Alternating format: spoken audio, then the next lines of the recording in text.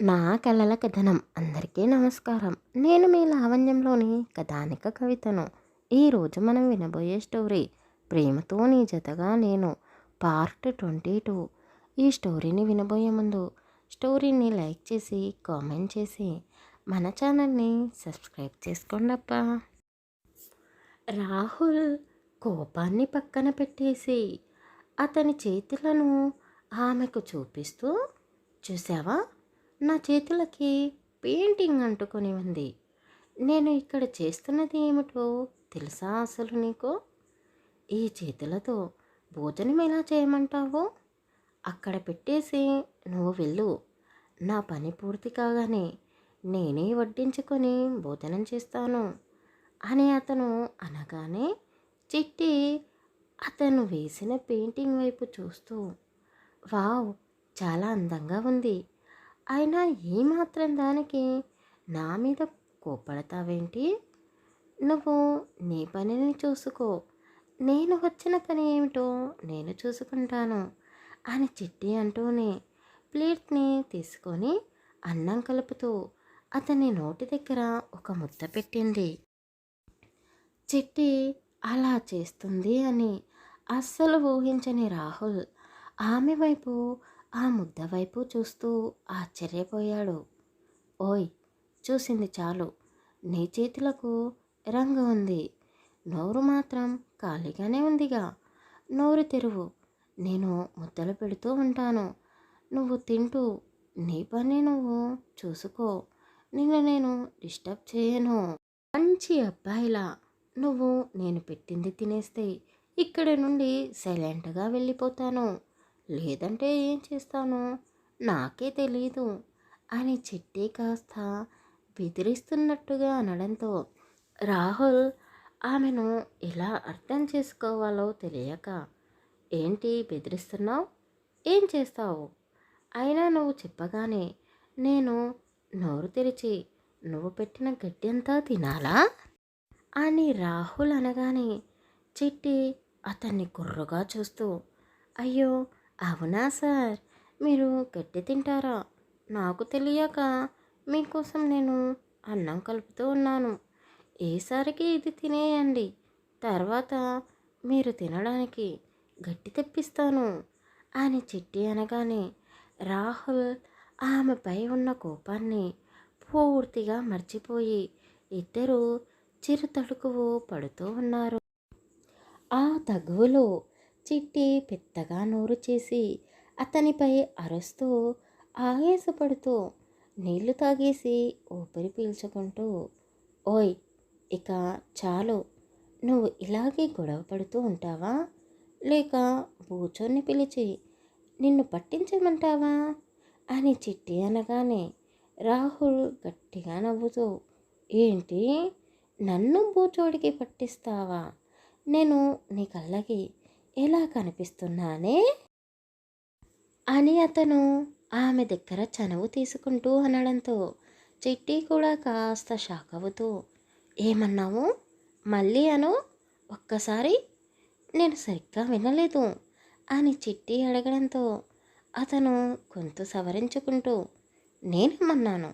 నీకే చెవులు దుబ్బాయి అని అతను మాట మార్చి అనడంతో చిట్టి అతను చెప్పింది నిజమే అని అనుకుంటూ, సరే, ముందు నువ్వు అన్నం తిను, నాకు అవతల చాలా పనులున్నాయి అంటూ ఆమె మళ్ళీ అతని నోటి దగ్గర ఆమె చేతిలో ఉన్న ముద్దను పెట్టడంతో అతను కాదు అనలేక ఆమె కళ్ళలోకే చూస్తూ ఆమె తినిపిస్తూ ఉంటే ఎంత తిన్నాడో అతనికి తెలియకుండానే బొచ్చ నిండా తినేశాడు. అతనికి తినిపించడం పూర్తి కావడంతో చిట్టి అతని వైపు కూడా చూడకుండానే అక్కడి నుండి వెళ్ళిపోతూ ఉండడంతో రాహుల్ వెళ్తున్న ఆమెనే చూస్తూ, అసలు ఏంటి ఈ పిల్ల, నాకైతే అర్థం కాదు. ఎందుకు వచ్చింది, నాకు ఎందుకు అన్నం తినిపించింది, మళ్ళీ ఇప్పుడు నాతో మాట్లాడకుండానే వెళ్ళిపోతుంది. అసలు ఇలా అయితే ఎలా అని అనుకుంటూనే ఆమెనే చూస్తూ ఉన్నాడు.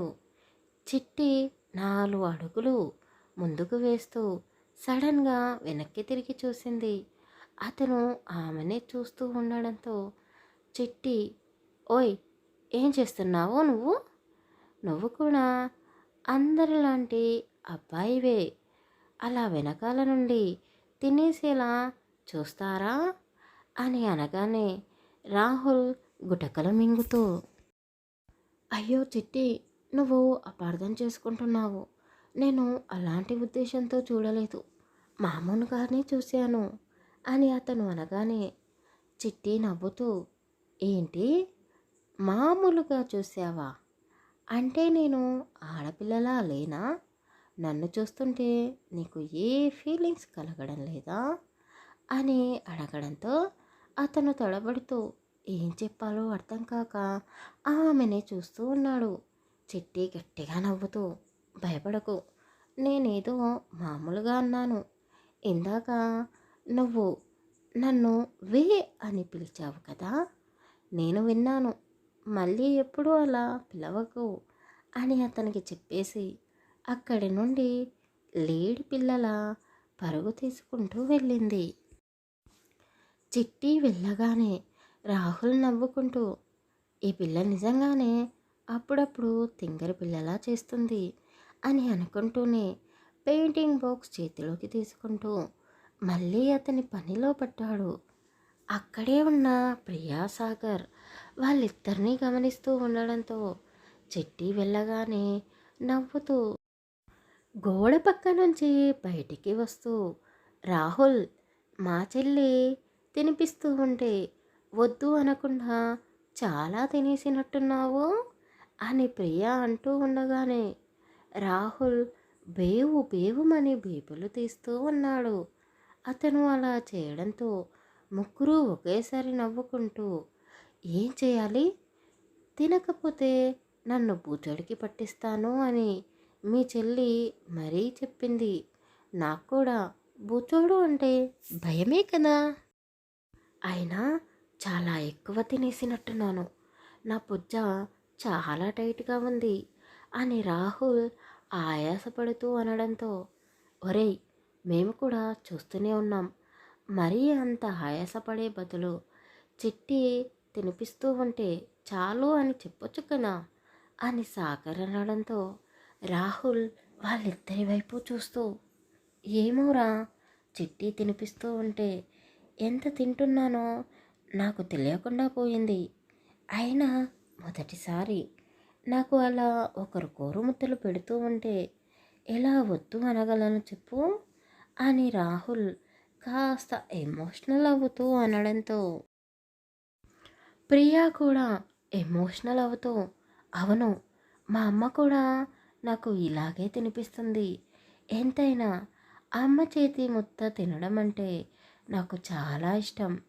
అమ్మ కొసరి కొసరి పెడుతూ ఉంటే నేను కూడా మొత్తం తినేస్తాను అని ప్రియా అనగానే రాహుల్ కళ్ళలో నుండి రెండు కన్నీటి చుక్కలు బయటికి రావడంతో సాగర్ ప్రియా చేతులని పట్టుకొని ఆమెను మాట్లాడనివ్వకుండా ఆపేస్తూ, రాహుల్, సారీరా, ప్రియా మర్చిపోయి నీ దగ్గర అమ్మ ప్రేమ గురించి మాట్లాడింది, నువ్వు బాధ పెడతావు అన్న సంగతి మర్చిపోయింది అని సాగర్ అనడంతో రాహుల్ వాళ్ళిద్దరి వైపు చూస్తూ, ఇందులో మీ తప్పేముందిరా, చిన్నప్పటి నుండి అమ్మ ప్రేమకు, అమ్మ తినిపించే గోరుముద్దలను నేను ఎప్పుడూ అనుభూతి చెందలేదు.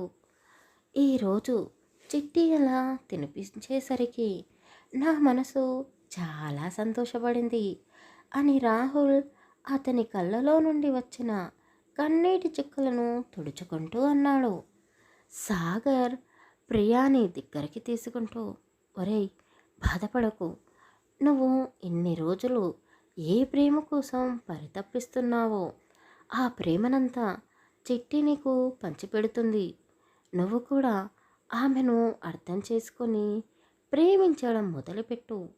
అప్పుడు చూడు, నీ జీవితం ఎంత సంతోషంగా ఉంటుందో అని సాగర్ అనగానే రాహుల్ నవ్వుతూ, నేను చిట్టిని ప్రేమించడమా? ఆమె కూడా నన్ను ప్రేమిస్తుందా? నన్ను ప్రేమగా చూసుకుంటుందా? వినడానికి బాగుంది అని గట్టిగా నవ్వుతూ ఉన్నాడు. మా గురించి ఆలోచించడం పక్కన పెట్టేసి మీ ఇద్దరూ సంతోషంగా ఉండండి.